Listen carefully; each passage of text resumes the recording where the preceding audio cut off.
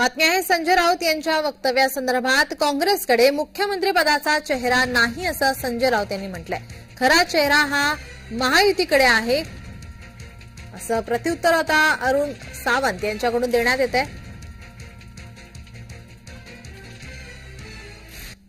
2019 साली मीच म्हणालो होतो उद्धव ठाकरे मुख्यमंत्री।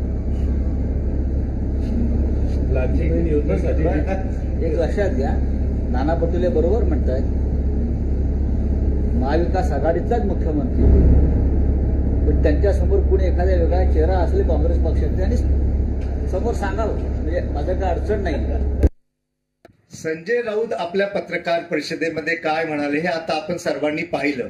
ते वारंवार हे सांगण्याचा प्रयत्न करत आहेत की उद्धव ठाकरेजी यांना आपण मुख्यमंत्री पदाचा चेहरा म्हणून जाहीर करा, परंतु त्यांचा हा चेहरा काँग्रेस पक्षाला मान्य नाहीये। संजय राऊत हे सुद्धा म्हणते की आपल्याकडे नाना पटोलेजी जर एखादा चेहरा असेल तर आपण 10 चेहरे आम्हाला सांगा, त्या 10 चेहऱ्यांमधील एक चेहरा आम्ही मान्य करू, परंतु तो चेहरा 11 कोटी महाराष्ट्रातील जनतेला मान्य असला पाहिजे।